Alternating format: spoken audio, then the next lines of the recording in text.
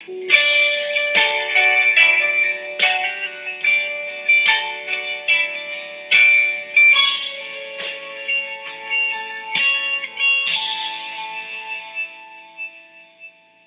livro de Crônicas, capítulo 4, versos 9 e 10, diz assim: Houve um homem chamado Jabes, que foi a pessoa mais respeitada da sua família. A sua mãe pôs nele o nome de Jabes, porque ela havia sofrido muito durante o parto. Mas Jabes orou assim ao Deus de Israel: Ó Deus, abençoa-me, dá-me muitas terras, fica comigo e livra-me de qualquer coisa que possa me causar dor. E Deus atendeu a sua oração. Amém. Os irmãos podem sentar. Irmãos, essa oração de Jabes aqui, né? Eu vou falar Jabes, vou ficar com esse Z, que é o mais tradicional aí. Ele é uma oração muito famosa. Um autor americano chamado Bruce Wilkinson, ele escreveu um livro pequenininho, um livrinho, acho que deve ter umas 20 páginas, 25 páginas, um livro de bolso, chamado A Oração de Jabes. E esse livro, irmãos, vendeu no mundo inteiro. Inclusive no Brasil eu tenho uma cópia desse livro lá no escritório. A oração de Jabes, porque na palavra desse escritor, essa oração é uma oração muito poderosa, uma oração que pode trazer muito benefício para quem orar, para quem tiver de colocar essa oração na presença de Deus. Então ele fala dos benefícios dessa oração, quanto que ela é uma oração que reconhece a grandeza de Deus, que está pedindo bênçãos, né? Aqui na linguagem de hoje ele fala que dá muitas terras, mas na outra ele fala larga minhas fronteiras, eu já vou mostrar ali na versão tradicional. E ele fala, olha, me livra de tudo que possa causar dor e tudo mais, e Deus ouviu a oração e respondeu. Então o autor fala, olha, essa oração é uma oração muito boa, é uma oração poderosa, e você deveria orar a oração de Jabes. Então esse livro recomenda que você levanta de manhã e ore essa oração. Ó Deus, abençoe-me, me dá muitas terras, fica comigo, me livra de qualquer coisa que possa me causar dor. E Deus vai te atender. Essa oração é uma oração que Deus já atendeu lá ao Jabes e vai atender você também. E esse livro rodou o mundo, né? E qualquer livraria evangélica que você vai encontrar lá a oração de Jabes. E muito fácil de ler, uma leitura curta, rápida. Você vai ver o quanto que esse autor fala da grandeza, do poder, da força dessa oração, que é chamada a oração de Jabes. Então nessa semana nós estamos lendo a Bíblia, Crônicas 1 a 5, e nós passamos pela oração de Jabes. Então nós passamos sobre esses dois versículos, 1 Crônicas 4, 9 e 10. É só aqui, só tem isso aqui, a Bíblia não fala mais nada do Jabes, não fala da família dele, se ele teve filho, se ele casou, se ele conquistou alguma cidade, a Bíblia não fala nada dele, é só isso aqui, esses dois versículos, é só isso que tem dele. Mas, em cima dessa passagem, foi feito um livro e muita gente hoje está aí orando a oração de Jabes. E usa-se muito a versão tradicional, né? Nós estamos lendo aqui na Bíblia na linguagem de hoje, então muda umas palavrinhas, né? O sentido é o mesmo, mas na versão tradicional fala assim: ó Deus, abençoa-me, dá-me muitas terras, fica comigo e livra-me de qualquer coisa que possa me causar dor. Opa, é o contrário, né? Peraí, essa aqui que é a tradicional. Se me abençoares muitíssimo e meus termos amplificares, ou seja, as minhas divisas o Senhor aumentar, né, ficar mais amplo o limite da minha propriedade, por isso que na linguagem de hoje ele fala, me dê mais terras, e a tua mão for comigo, e fizeres que do mal não seja aflito, né? Então, é essa a oração versão tradicional, eu falei o contrário ali, né? Então, essa aqui que é a tradicional, a outra é a linguagem de hoje. Então é isso, irmãos, a oração de Jabez, é isso que está no livro, e é isso aí que nós vamos entender, que nós passamos essa semana sobre a oração de Jabez. Agora, irmãos, em cima dessa questão, eu quero falar com os irmãos hoje sobre uma outra questão histórica e sobre a nossa postura como igreja diante da existência de outras igrejas. Então, eu tenho comentado, esses dias eu estava falando lá com o Luiz, praticamente a cada mês, assim, a gente dá uma refletida, uma das mensagens, a gente para refletir como que é ser igreja, nos portarmos como igreja.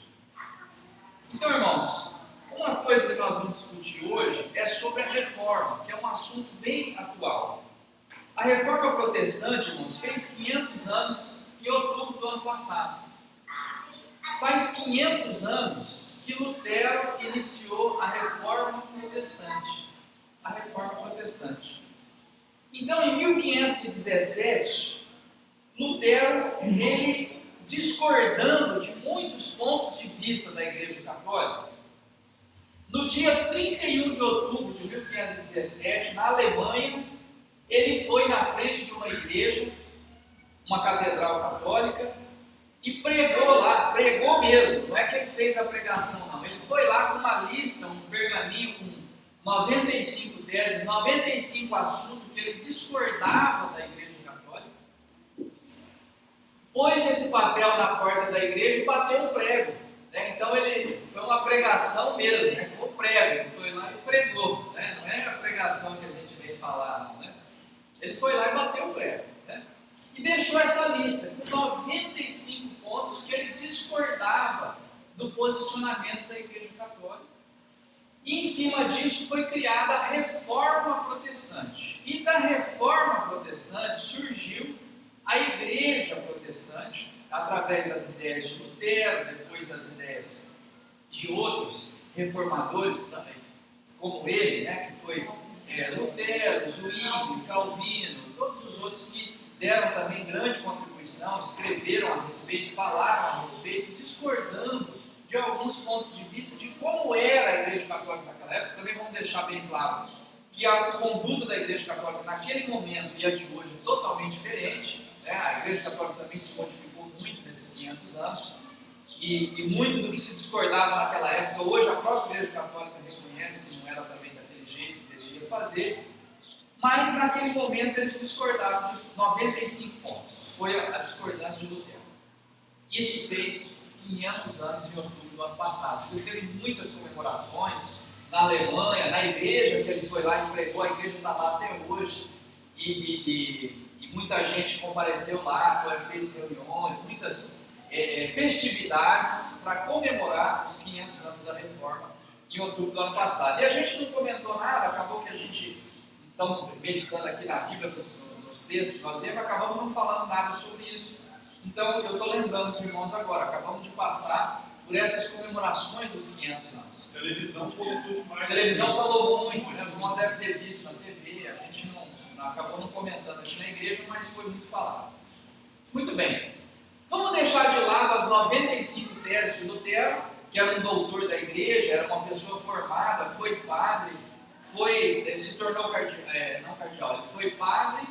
Depois tinha uma outra posição, agora não lembro qual é, que ele assumiu, e lá ele foi ser professor do seminário, ele foi ser professor dos outros padres, dos novos padres. Ele era doutor em teologia e era professor do seminário. E naquele momento ele discordou e se casou, Lutero se casou, tinha uma esposa, teve filhos, ele discordou também uma das coisas do celibato, entre as 95 teses do celibato. Então ele casou, teve a esposa dele, tocou a vida em frente.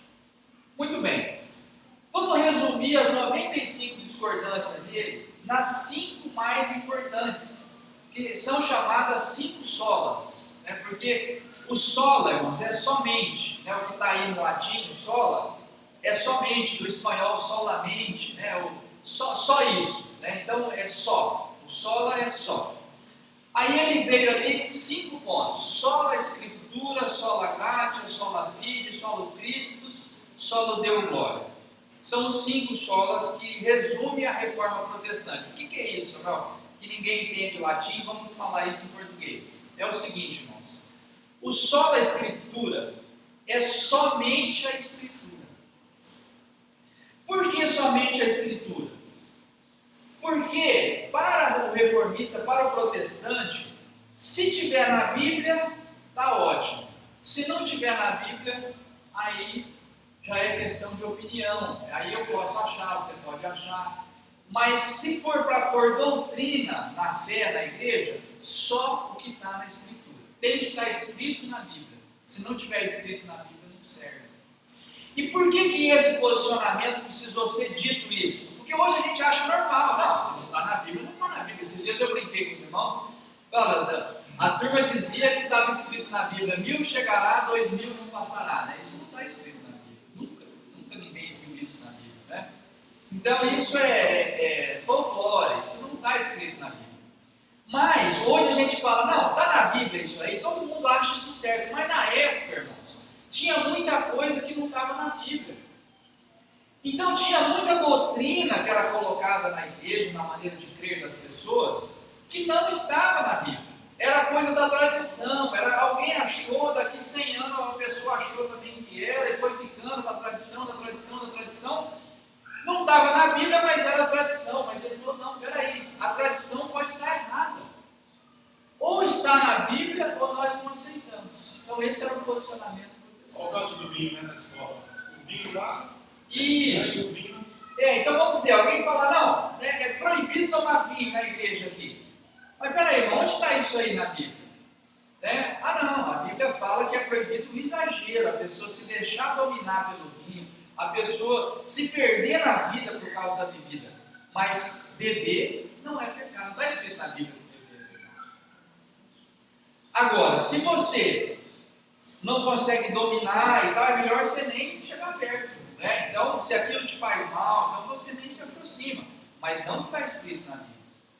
Então, só se for para pôr essa doutrina, tem que estar na Escritura. É isso, é só na Escritura.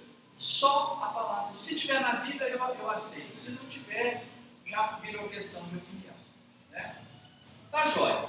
Uma outra coisa, irmãos, é somente pela graça. Só a graça. Então veja bem, irmãos. Como que eu alcanço o favor de Deus? Eu vou orar para Deus. Deus, por favor, resolve esse problema para mim. Como que eu alcanço essa graça, irmão? Como que eu alcanço essa bênção, esse milagre? Somente pela graça. E o que é a graça? Se Deus entender que Ele vai me dar essa cura, Ele vai me dar. E se Ele achar que não vai dar, Ele não vai dar. É somente pela graça. Se for pela graça de Deus, se Ele entender que é para dar, Ele vai me dar. Porque havia um pensamento, irmãos, de que podia ser pelo meu esforço. Então as pessoas se flagelavam. Tinha um chicotinho para a pessoa bater nas costas e se ferir com aquilo, e ficava tudo ferido, sangrando nas costas, porque ele queria alcançar o favor de Deus pelo sofrimento dele. E o Lutero falou: não é pelo teu sofrimento que você vai alcançar, é somente pela graça de Deus. Se Deus quiser te dar esse milagre, Ele vai dar. Mas o teu sofrimento não vai mover Deus. Porque a pessoa se flagelava, a pessoa andava quilômetros carregando uma cruz, a pessoa andava de joelho até não sei que tal lugar, a pessoa fazia, a pessoa dava dinheiro, a pessoa doava os bens, aí ele falava: não, peraí, você vai alcançar isso aí somente pela graça. É um dos resumos da reforma protestante. Somente pela fé. Então, irmãos, era só pela fé, não adianta também eu ter outros recursos para eu chegar em Deus. É somente pela fé, porque havia uma cultura, irmãos, de encantamento. Então, por exemplo, você vai, sabe aquela coisa do abracadabra, né? Abra-te César para abrir a porta da caverna. Você fazer um encantamento, você fazer uma feitiçaria para chegar em... Não, irmão, não tem ritual que te leve, que resolva o teu problema. Ó, você está com esse problema de saúde aí? Você perdeu uma chave, você dá 3 pulinhos para São Longuinho, você acha a chave, você entendeu? O que é isso aí, irmão? É crendice, é superstição, é encantamento, é feitiçaria, é coisa que não... Esse ritual não vai levar a nada. Sabe o que vai fazer você achar a chave? É somente pela fé, é somente a graça de Deus.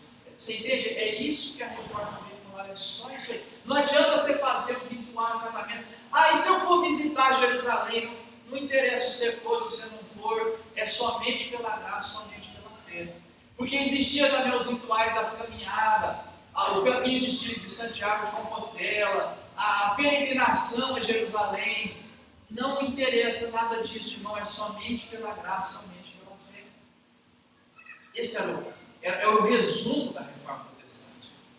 Mais um detalhe, irmão, quarto, somente Cristo, só os Cristos. O que era somente Cristo? Irmão, não tem São Sebastião, não tem Santa Luzia para proteger os olhos, não tem São Cristóvão para proteger os viajantes, não tem, como que é os outros aí, da São Judas Tadeu das causas impossíveis, não tem, irmão, o Santo Antônio Casamenteiro, não tem, irmão, é somente Cristo, é somente. Aí nós vamos lá, 2 Timóteo 2,5, ele fala, há um só mediador entre Deus e os homens. Está escrito, irmãos, pega aí na sua Bíblia, 2 Timóteo 2,5.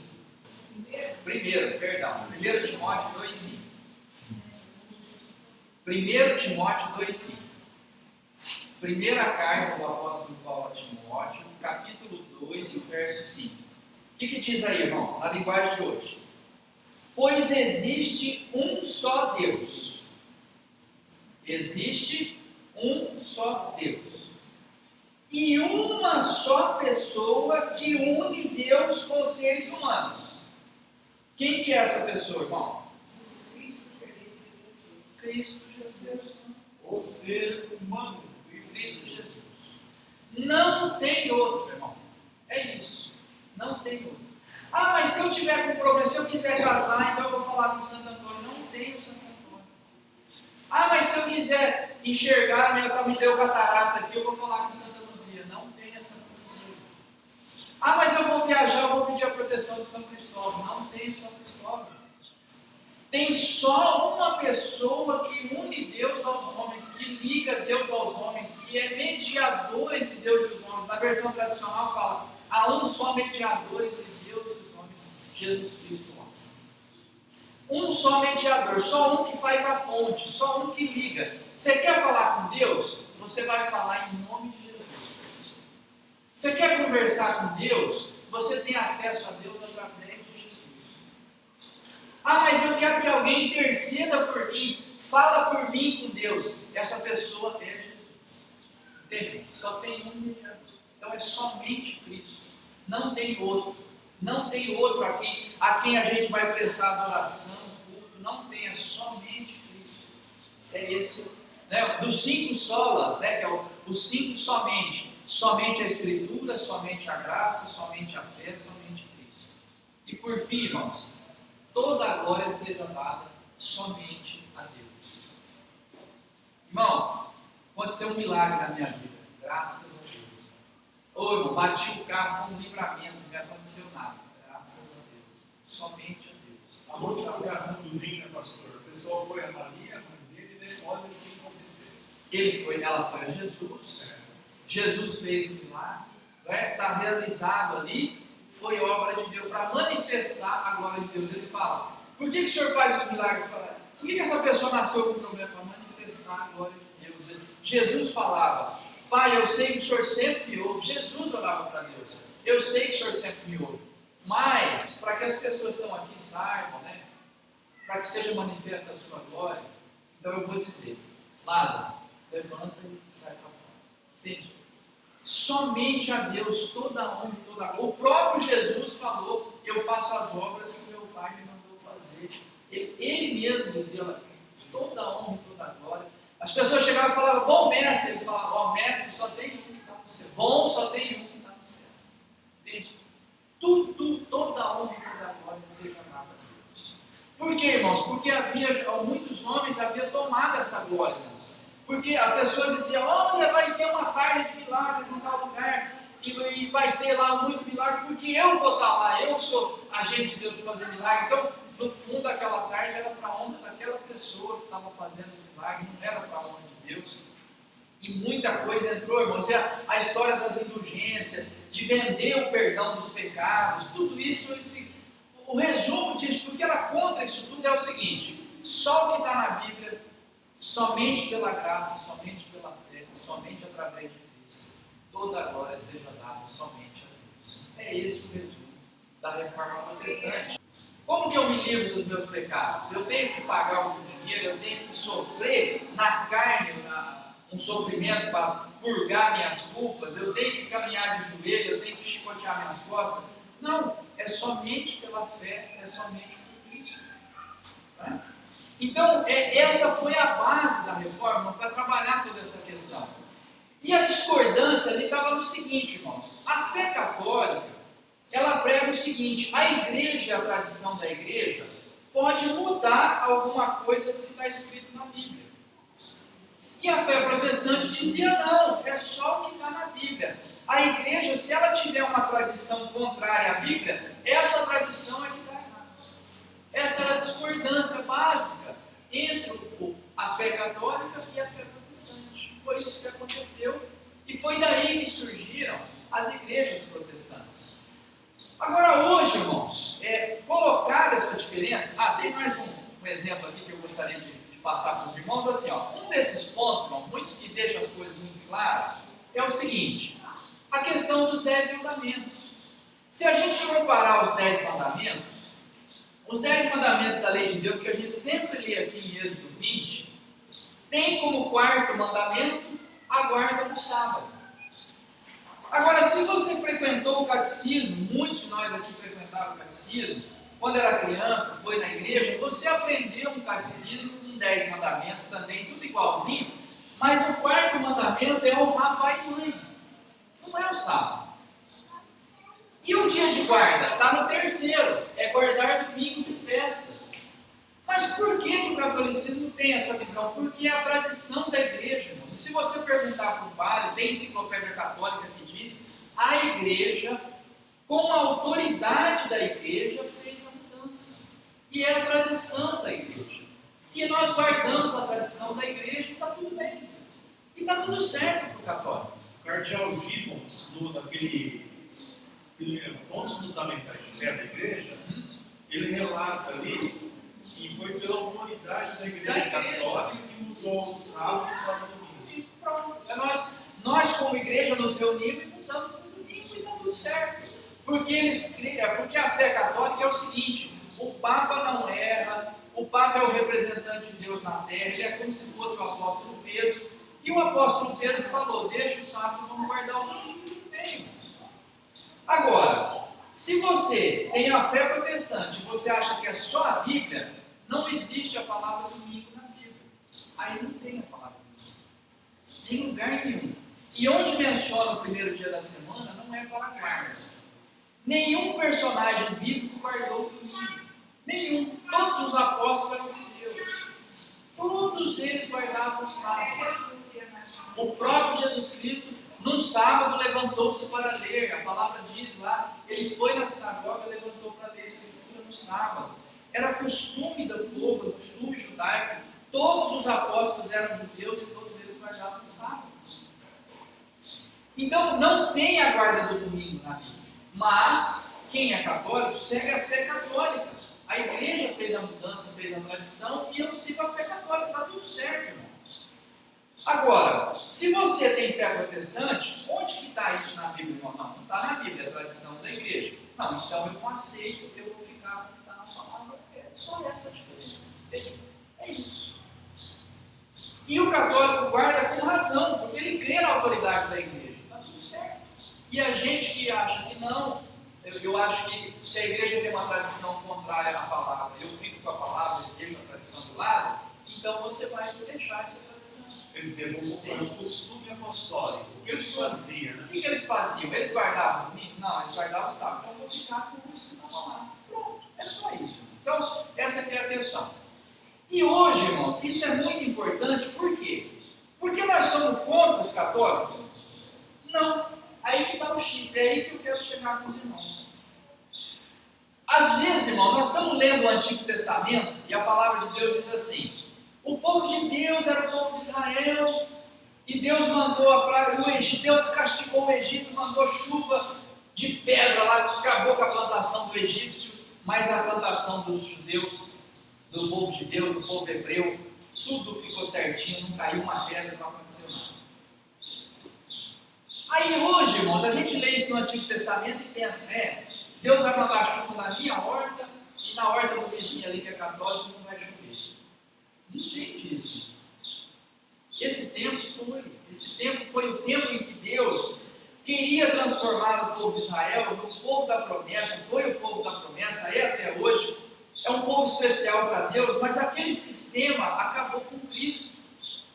Terminou na época de Cristo. Entende? Se findou, não tem mais. Com Cristo veio a graça. Então hoje, você vê um irmão, alguém da fé católica, você fala assim, vai cair chuva de fogo nele, não vai cair nada em mim. Não. Hoje você fala, irmão, é somente pela graça, é somente pela fé. E ele está servindo a Deus naquilo que ele conheceu, na fé católica. Ele quer servir a Deus, ele quer fazer a vontade de Deus, então, e para ele está aberta a oportunidade para também servir a Deus e fazer a vontade de Deus, como ele está servindo lá, e como ele pode talvez fazer melhor ainda, se ele se aproximar das Escrituras, se ele começar a ler a Bíblia e quiser fazer diferente da tradição e fazer de acordo com a palavra. É só isso. Não tem inimizade entre o protestante e o católico. Porque, irmãos, isso gerou guerras. Até hoje a Irlanda do Norte, a Irlanda, que é um dos países lá do Reino Unido, é dividido entre católicos e protestantes. Até hoje, lá tem a rua que até essa rua aqui é protestante, essa rua para cima é católica, e se cruzar, sai morte. Sai morte. Mas isso para nós hoje não existe, irmãos. Para nós aqui é simples, simples, simples. Queremos servir a Deus, queremos ser cristãos, queremos estar próximo da palavra de Deus, e essa pessoa aqui, irmão, católica, muitas vezes está servindo a Deus melhor do que nós em alguns pontos. Eu vou falar uma coisa para os irmãos, tem muito trabalho católico que bate de 10-0 em trabalho protestante aí, em muitos aspectos. Na caridade, na busca pela santidade, no convívio das famílias. Irmãos, eu convivi com a família católica em Onda Verde, que trabalhava no curso de casais fantástico para manter as famílias unidas, os casais casados, trabalho católico. Hoje a gente liga a televisão, você liga naquela Rede Vida, pregações tremendas do Padre Léo, do Padre, como é que chama, meu Deus? Fábio, né? O Fábio de Mello, não, mas eles são mais jovens, né? Eu digo, os antigos eram o Léo, agora esqueci o nome dele. Zezinho. O Padre Zezinho, antigo, da velha guarda, sempre com pregações excelentes. Tem o livro do Padre Zezinho em casa, falando de juventude, criação de filhos. Gente, só coisa boa. Agora, tem as discordâncias? Tem, mas isso a discordância é de fé, não é com as pessoas. Eu discordo da maneira de crer. A pessoa eu vou abraçar, eu vou acolher, eu vou andar junto. É outro cristão que está andando aí, tentando servir a Deus, fazer a vontade de Deus, manter a família unida. Não tem inimizade. Não tem inimizade. Eu discordo da sua maneira de crer. Só isso. Toca a sua vida, toca a minha, não tem problema nenhum. Vai na sua igreja, eu vou na minha, não tem problema nenhum. Se eu puder te ajudar, eu vou te ajudar. Se eu puder te dar a mão, eu vou te dar a mão. E se eu precisar de uma mão amiga, eu estou contando com você. Não tem inimizade. A diferença é só de opinião, de crença e de fé. Né? Só um minutinho, diga. Aquela declaração do padre Fábio de Mello em dizer que nós estamos equivocados. O que nos leva a Deus é somente Jesus. Sim, declarou somente Jesus. É o solo Cristo, da fé protestante. Né? Somente Jesus e está tudo certo. Qual que é a nossa postura? Respeito. A nossa postura é respeito, solidariedade, abraço, aprender o que eles estão fazendo melhor do que nós, não? Porque nós estamos de falha em muita coisa. Entende? É isso que eu estou querendo dizer, o espírito e caridade. Quem é que faz caridade igual ao Espírito? que cuida dos mendigos, que leva sopa, que corta cabelo, que faz. Nós estamos aquém deles nisso. Né? Então, irmão, é essa capacidade de respeitar o outro, de respeitar a fé do outro, a gente não apontar o dedo, a gente não desmerecer a fé que o outro tem, a capacidade de conviver bem com o outro, de orar pelo outro. Né? Então você fala, irmão, eu acho que isso aí que você está fazendo está errado. O que você vai fazer? Você não vai apontar o dedo, brigar com ele, você vai orar, você vai pedir a Deus para ele chegar no entendimento, para ele também, né, ter essa fé que você tem hoje, e nós vamos ter essa amizade, essa oração, essa capacidade de conviver bem com a pessoa. E nós somos contra, irmão, de jeito nenhum. Ah, vocês são protestantes porque vocês são contra os católicos. Não, foi contra naquele tempo em que tinha uma dificuldade tremenda de fazer as coisas funcionarem, porque quem era contra, irmão, a igreja, era queimado, era levado para a fogueira. Lutero só ficou vivo porque na Alemanha tinha um príncipe que protegia ele, senão ele tinha sido morto, levado para a fogueira, herege, ia ser morto. Então, naquele tempo, a questão era muito de protestar e ser contra. Hoje não, irmãos. Hoje eu penso diferente de você, mas eu vivo com você. Nós somos todos cidadãos de Rio Preto, nós somos todos brasileiros. Eu não tenho nada contra você. O que eu tenho é uma fé diferente e estou pedindo a Deus para que você também assuma a fé que eu assumi, aceite as coisas que eu aceitei, porque isso é que vem para trabalhar a nossa vida. Irmãos, e o que isso tem a ver com a oração de Jabez, que nós estamos falando aqui? A questão é o seguinte, irmãos, esse livro da oração de Jabez também propõe uma formulinha mágica, um abracadabra, um encantamento para poder dar a solução. Ah, vamos orar a oração de Jabez? Ah, Senhor, me abençoa, me dá muitas terras, fica comigo, me livra de qualquer coisa que me possa causar dor. Vou orar isso aqui todo dia de manhã que Deus vai me atender. É essa oração que move o coração de Deus? Aí eu tenho uma vida errada, eu tenho uma vida de pecado, uma vida que é contra a palavra de Deus, mas eu oro essa oração aqui que Deus me abençoe. É assim que vai funcionar. É diferente do Pai Nosso, né? Essa oração na terra. Mas mesmo o Pai Nosso também é singular, né? Isso. Já tem todo aqui, já é tudo pedido para mim, já não é nada do coletivo. Mas mesmo a oração, qualquer oração que eu faça e que eu repita essa oração, não é essa repetição, irmão, que vai me trazer o perdão do pecado, ou o acesso a Deus, ou nada. O que vai me colocar em contato com Deus, irmãos, é a pessoa de Jesus Cristo e o meu relacionamento com Ele. Irmão, e aí vem essa questão para eu falar para vocês o seguinte: lá no santuário, quando era no sistema judaico, todo mundo que era estrangeiro ficava de fora do tabernáculo, não podia nem chegar lá. No pátio ali ficavam os estrangeiros que se converteram, aquele que era prosélito e tal, que foi convertido ao judaísmo, ficava no pátio lá de fora. Só entrava no santuário quem era judeu de nascimento e homem, entrava ali dentro. Tivesse em comunhão, não tivesse impuro, com nenhum problema físico nem espiritual, podia entrar no pátio do templo. Para entrar no lugar santo, só se fosse sacerdote. Tinha que ser judeu, natural, consagrado a sacerdote para entrar no santo. Para entrar no santíssimo, só se fosse o sumo sacerdote e uma vez por ano. Tinha que ser judeu natural, homem, não estar com nenhum problema físico nem espiritual, ser consagrado sacerdote, ser o sumo sacerdote, para entrar uma vez por ano no Santíssimo, no dia do perdão. Era essa a regra. Aí no dia que Jesus morreu, no dia da morte de Jesus, Marcos 15, dá uma olhadinha aí na sua Bíblia, Evangelho de Marcos, capítulo 15, verso 37. Marcos 15, 37. Opa!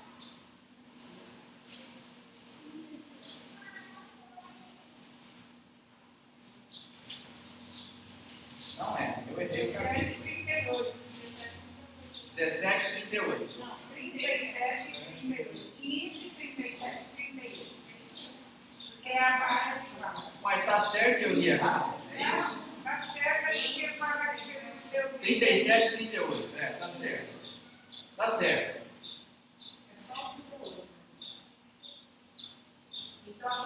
escrito certo e eu li errado. Tá certo. É Marcos 15, verso 37 e 38. Desculpa, até 39. Aí Jesus deu um grito forte, estava na cruz e morreu. Então a cortina do templo se rasgou em 2 pedaços, de cima até embaixo. E o oficial do exército romano que estava em frente da cruz, vendo Jesus morrer daquele modo, disse: de fato, este homem era o Filho de Deus. Irmãos, sabe o que significou esse rasgar o véu do templo? Significa que o acesso à presença de Deus, que somente o sumo sacerdote, uma vez por ano, podia presenciar, Jesus foi lá e... Sem auxílio de Paulo, Entendeu? Ninguém foi lá. Jesus estava morrendo na cruz. O véu rasgou sozinho. Abriu. O que isso significou, irmãos? O que significa isso, esse véu rasgado? acesso livre. Significa o seguinte, irmão: ninguém podia vir aqui, só o sumo sacerdote uma vez por ano. Só o sumo sacerdote uma vez por ano conversava com Deus. Agora rasgou o véu, separou. Ou seja, todo mundo que estiver ali está vendo, está na presença de Deus. Entende? Significou, irmãos, que hoje você vai lá e fala com Deus. Você não precisa ir num sacerdote para ele te dar o perdão dos pecados, para ele dizer para você os teus pecados estão perdoados. Você mesmo vai falar com Deus. Mas escuta, que merecimento eu tenho para falar com Deus? Não, você está falando em nome de Jesus. Você está falando através de Jesus, pelo sacrifício que Jesus fez na cruz. Ele abriu um lugar para você conversar com Deus. Irmão, eu estou com uma doença, eu preciso chamar alguém que tem lá, porque ele é a pessoa que quando ele ora, Deus atende. Não, peraí. Seu filho deu uma febre em casa, você vai falar com Deus. Mas escuta, eu posso falar com Deus?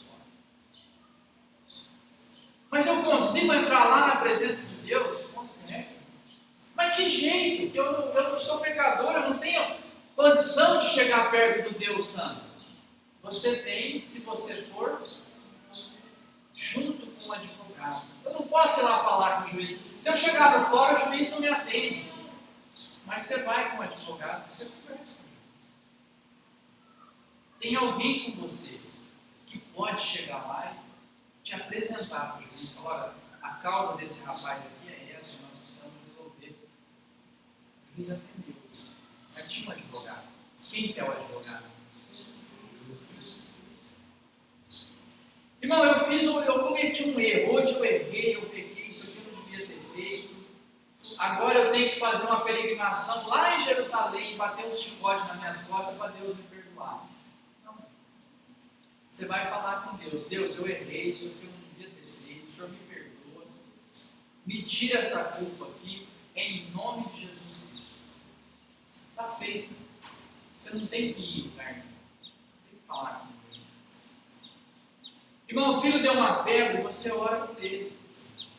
Ah, irmão, mas eu estava no hospital, eu queria que eu viesse aqui o pastor, fizesse uma unção, uma coisa. Nós vamos, irmão, com todo o prazer, com toda a fé de que Deus vai usar, porque a palavra de Deus diz: está alguém doente, chama os presbíteros da igreja, faz a unção e Deus vai levantar o doente. Nós vamos lá, irmão, com todo o prazer. Mas você também pode orar, irmão. Você também pode pedir a Deus, falar com Deus. E se o presbítero estiver doente, como é que faz? Aí nós estamos confiando na oração dos irmãos. Estou confiando na sua oração. Porque não abriu acesso só para mim, irmão. Abriu para você. Abriu para o Luiz. Abriu para a Dona Maria. Abriu para o seu Adão. Abriu para o Neto. Abriu para todos nós. Você pode chegar para Deus e falar: Deus, eu estou com um problema aqui, ó. Complicou. Resolve isso aqui para mim, em nome de Jesus. E às vezes é um problema que não tem solução. É o que a Bruna falou: olha, o negócio do Ivan lá, ou mantém ou aumenta. Mas reduziu. Reduziu como? Reduziu porque nós estamos falando com Deus, diretamente com Deus. Não é o santo protetor do coração. Nós estamos falando com Deus que criou o coração através de Jesus. Se Ele, por graça, através da nossa fé, conceder esse milagre, vai ser lá. Nós estamos falando direto com Deus. Não precisa do santo, não precisa do sacerdote, não precisa do lugar, não precisa ir em Jerusalém, não precisa de sofrimento. É somente pela graça, somente pela fé. Essa é a fé protestante. É isso. Não somos contra ninguém. Nós somos a favor dos 5 solas. Somente pela graça, somente pela fé, somente pela Escritura, somente por Cristo, toda a honra e toda a glória somente a Deus. É isso. É isso. Não se trata de ser contra alguém. Trata de ser a favor de 5 pontos que a gente entende que é a maneira de entender a fé e a comunhão com Deus. E se você vai aí no livro de Hebreus, você vê que foi isso que o apóstolo Paulo, Hebreus 10, 19, o apóstolo Paulo falou, irmãos, falou isso aí com todas as letras, não é uma coisa que a gente está interpretando dessa maneira. É a Escritura, somente a Escritura, Hebreus 10, 19, olha o que está dizendo aí o apóstolo Paulo. Por isso, irmãos, por causa da morte de Jesus na cruz, nós temos completa liberdade de entrar no lugar santíssimo. Sabe aquele lugar reservado que entrava só o sumo sacerdote uma vez por ano? Paulo está dizendo, nós temos completa liberdade de entrar na presença de Deus. No verso 20, por meio da cortina, isso é, por meio do próprio corpo, Ele nos abriu um caminho novo e vivo. Nós temos um grande sacerdote para dirigir a casa de Deus. Portanto, chegamos perto de Deus com um coração sincero, uma fé firme, com a consciência limpa das nossas culpas, com o corpo lavado com água pura, que é o batismo, e guardemos firmemente a esperança da fé que professamos, pois podemos confiar que Deus cumprirá as suas promessas. Pensemos uns nos outros a fim de nos ajudarmos, todos a terem o mesmo amor, a fazer o bem, e não abandonemos, como alguns estão fazendo, o costume de assistir às nossas reuniões. Pelo contrário, animemos uns aos outros, e ainda mais agora que vocês veem que o dia está chegando. Entende?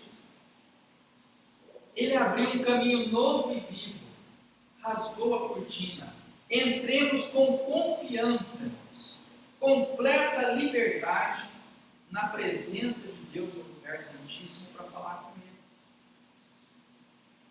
Essa é a fé. Essa é a fé. Não é mais cada pecado um sacrifício. Cada pecado eu vou fazer uma peregrinação, uma penitência. Não. Por todos os pecados de toda a humanidade foi feito um sacrifício só. O sacrifício de Cristo. E agora, confiando em Cristo, pela fé, somente pela graça, nós nos achegamos a Deus com a consciência limpa dos nossos pecados, como diz aqui, com o corpo lavado, tranquilo, dizendo para Deus, Deus, eu estou aqui na tua presença, não mereço estar aqui, mas eu chego aqui pelos méritos de Cristo, pelo sacrifício de Cristo. Olha para mim através de Cristo, veja o sacrifício de Cristo na cruz por mim e recebe a minha oração para perdoar meus pecados e para me conceder a graça que eu estou buscando. E é isso, falar com Deus. E eu espero, irmãos, que os irmãos falem com Deus a meu respeito. É isso que nós estamos falando aqui. Irmãos, vamos orar uns pelos outros. Eu espero que os irmãos orem por mim, nas minhas lutas, na minha dificuldade, assim como eu estou orando por o irmão na sua luta, na sua dificuldade, porque não tem a oração mais, essa aqui, que esse aqui é mais do que aquele. Nós temos um relacionamento com Deus, irmão. Eu tenho um relacionamento com Deus, você também tem. Firma com Deus, irmão. Vai no teu quarto, a Bíblia fala, vai para o teu quarto, fecha a porta, ora e fala com Deus, Deus, eu estou precisando dessa graça, e eu estou pedindo em nome de Jesus Cristo. E Jesus fala assim, ó, tudo que vocês pedirem ao Pai, em meu nome, vocês receberão. Já viram isso também no Evangelho? Tudo que pedirem ao Pai, em meu nome, vocês receberão. Então você vai chegar a Deus e vai falar direto com Deus. Irmão, você não fala com o governador, mas você fala com Deus.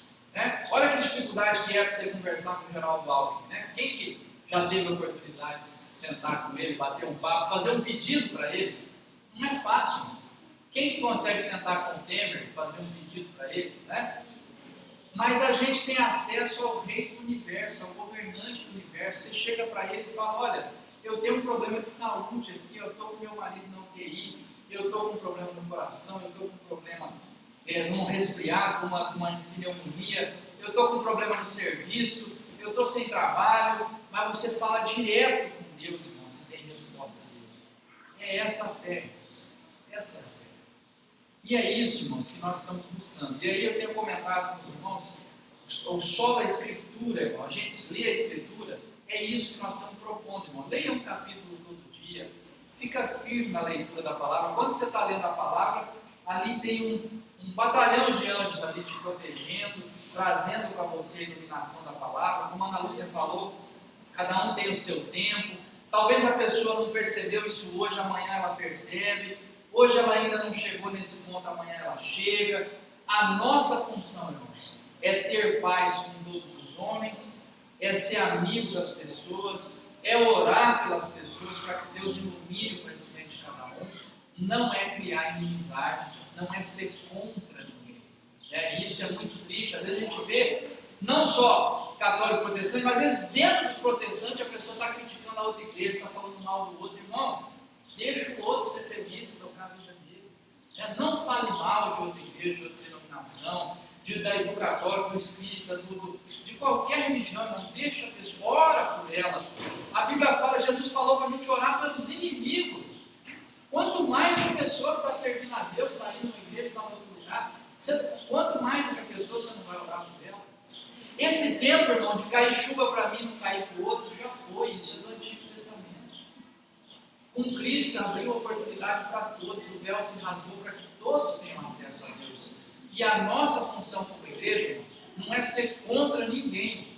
A nossa função como igreja é ser a favor da Escritura, da fé, da graça, ser a favor da pregação de Cristo e a favor, irmão, do bem das pessoas, da salvação de todos, que todos cheguem ao arrependimento, ao conhecimento da palavra de Deus e que todos sejam salvos por Cristo, porque Ele morreu por toda a humanidade, não tem exceção.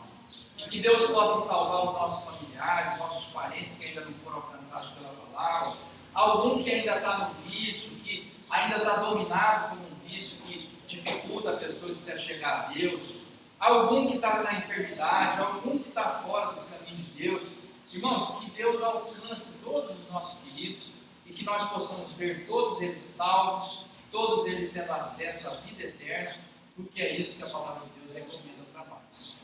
Não somos contra ninguém, nós somos a favor da salvação de todo aquele que crê, como diz a palavra de Deus. Vamos orar, irmãos? Vamos colocar essa fé, na presença de Deus, para que nós sejamos uma igreja desse jeito, irmãos.